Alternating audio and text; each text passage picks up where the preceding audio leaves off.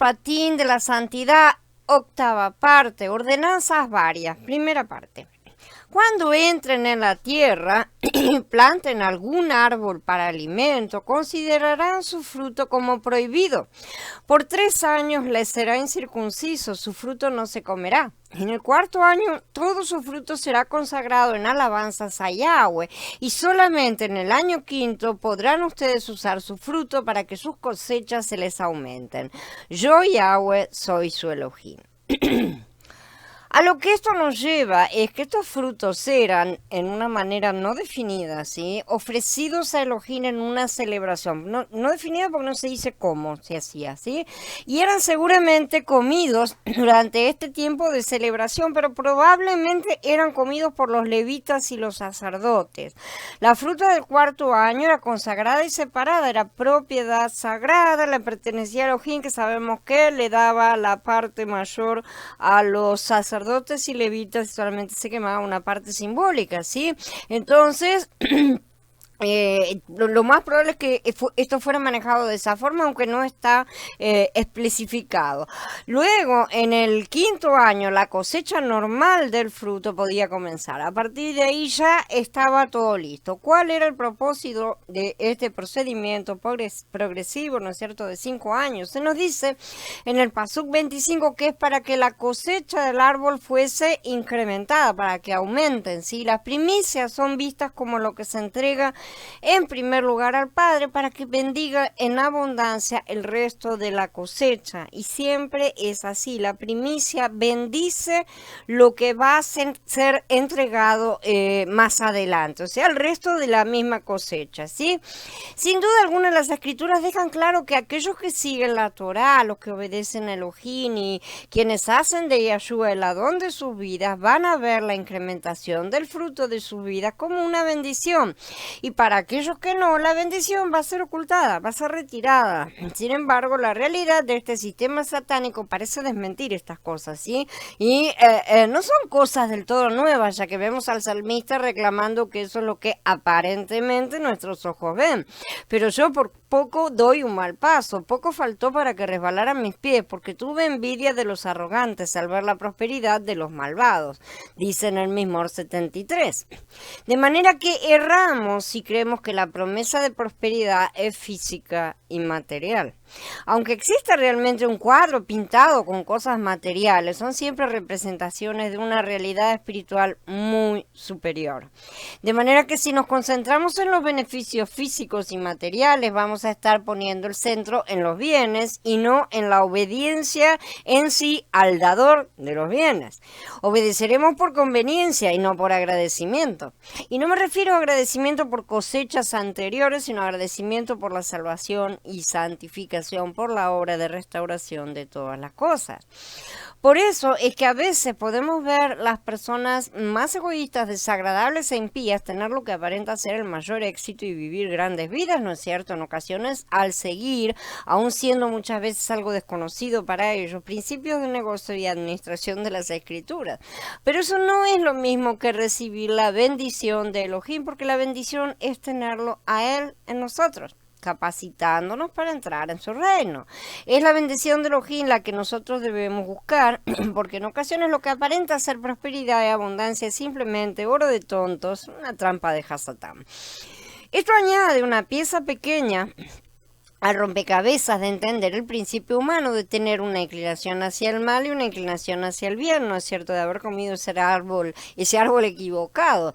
Hacer lo que parece bueno no es bueno si el objetivo es malo. Las personas buenas que hacen cosas buenas pero no conocen a Elohim están realmente haciendo mal ante los ojos de Elohim, porque su fuente es la carne, ¿sí? Una fuente corrompida. Esto es porque sus intenciones no son dirigidas a Elohim, ¿sí? Las mismas están dirigidas a ellos mismos. Y es por esto que es tan importante tener a Yahshua como Adón, porque la única manera en que nuestras inclinaciones buenas pueden ser propiamente canalizadas y guiadas es a través de Él. Sin Él, hasta nuestro intento de hacer el bien es maléfico. Sin Él, nuestras intenciones son automáticamente malas. No comerán nada con su sangre, no practicarán adivinación ni agüeros, dice en el Pasuk 26. Aquí tenemos variadas órdenes y entre las cuales se repite una vez más la de no comer sangre. Esto es algo importante para el padre, así que no lo tomemos a la ligera. De cualquier manera ya lo estudiamos, ¿no es cierto? La regla en contra de la práctica de adivinación también está repetida y esto es no practicar la magia, porque como vamos a encontrar a través del Tanaj, los hebreos eran atraídos como una mosca a la llama, al ocultismo, debido a las inclinaciones del mal que estaban dentro de ellos, ¿sí? Y ellos fueron severamente disciplinados por Yahweh por tales cosas en numerosas oportunidades. Invariablemente el propósito de la adivinación es para conocer el futuro, ¿sí? Y los vecinos de Israel, al igual que todas las culturas de esa era y en la actual también, hacían gran uso del ocultismo. El conocer el futuro siempre ha sido y siempre será algo que la humanidad desea. Elohim, sin embargo, dice que él va a traer por medio de sus profetas estas predicciones que ciertamente se cumplirán, las suyas sí, no como los vaticinios de los hechiceros y falsos profetas. Ustedes no deben redondear los bordes de la cabellera, ni destruir los bordes de su barba, ni hacerse heridas en su carne por los muertos, ni imprimirse marca alguna. Yo soy Yahweh. Sigue hablando Yahweh en los Pasukim 27 y 28. Entonces acá tenemos el requerimiento en contra de recortar los extremos del cabello o de la barba con ciertos formatos. Para entender este mandamiento tenemos que considerar el significado de las palabras en su contexto inmediato, ¿sí? Así como el más amplio contexto, pero del Tanaj sobre todo. Empecemos con la primera orden: no rapar en redondo el borde de la cabeza del hombre, ¿no es cierto? Rapar en redondo el borde de la cabeza significa no cortar el pelo que está sobre la cabeza, ¿sí? Así hacerse un redondel, digamos. Se nos prohíbe específicamente cortar en redondo el PA. Esta es la palabra utilizada. Recordemos que ya hablamos de esta palabra antes cuando la ordenanza contra recoger los rebuscos en los extremos, o sea, los bordes, que es el PA del campo. En lo que se refiere a la cabeza, PA se refiere a las patillas, ¿no es cierto? A toda esta parte de acá, de arriba de la cabeza, y en lo que se refiere a la barba, se refiere a las patillas, que crecen los laterales de la cabeza, ¿sí? De aquí surge la costumbre de las guedejas o los mechones que usan ciertas denominaciones judaicas, es decir, las peot se llaman en judío, sí, en idioma judío actual. Muchos estudiosos asocian esto con el corte de cuenco pagano. El corte de cuenco es una cosa en la cual se ponían un cuenco en la cabeza y en serio cortaban alrededor, ¿no es cierto? Algunas traducciones escriben tonsura, el tipo de corte de los sacerdotes dominicanos, el típico en que están justamente cortados de esa forma. Un corte de cuenco era un antiguo corte de pelo con significado pagano que se realizaba justamente poniendo un cuenco redondo alrededor de la cabeza y se cortaba el pelo en ese formato. Esta prohibición se repite en Devarim 14. Ustedes son hijos de Yahweh su Elohim, no deben herirse ni afeitarse el frente de su cabeza por los muertos. Acá nos da un poquito más de pauta. Ya que la mayor parte de la gente no tiene pelo digno de mención entre los ojos, ¿no es cierto? Esta frase es normalmente entendida con el significado del pelo de la frente, el pelo que cae sobre los ojos, ¿no es cierto? No necesariamente que sea flequillo en sí, pero es el pelo que está sobre la frente. Teniendo esto presente, aprendemos dos cosas. En primer lugar, vemos que la prohibición no necesariamente se refiere a un corte de pelo estilo cuenco, como muchos aseguran que es, sino a hacer alguna calva próxima al borde de la cabeza, raspar alguna parte de la misma, que esto sería alguna costumbre pagana muy conocida en aquella época y que ahora se ha perdido. En segundo lugar, vemos que la prohibición está específicamente referida a un contexto fúnebre.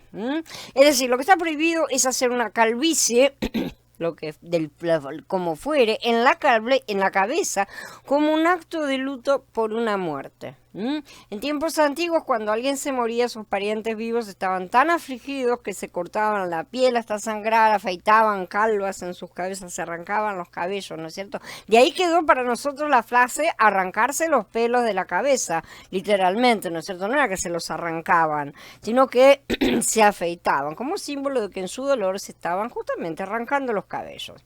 Esta práctica de hacerse calvicies en la cabeza también la mencionan en otras partes de las Escrituras y convertiré sus festividades en duelo y todas sus canciones en endechas, y haré que todos se vistan de luto y se rapen la cabeza. Esto está nuevamente ligado con el luto. Los haré estar de duelo como por un hijo unigénito, toda ella como un día amargo, dice Amós en el capítulo 8. Irme ya en el 25, así que tomé la copa de la mano de Yahweh y di de beber a todas las naciones a las cuales Yahweh me había enviado, a Dedán, a Temá, a Bus y a todos los que se cortan el cabello. Rasúrate el cabello y ponte calva por los hijos en los que te deleitaste alguna vez. Ponte tan calva como un buitre, porque se los han llevado lejos de ti, dice Mijaía en el capítulo 1. Estos son solo algunos de los muchos pasuquín relacionados con la práctica en tiempos antiguos y como ven siempre se relacionan con la muerte, ¿no es cierto? Hacerse calvicies como acto de luto junto con los lamentos, rasgarse la ropa, vestirse de arpillera y otras cosas, ¿no?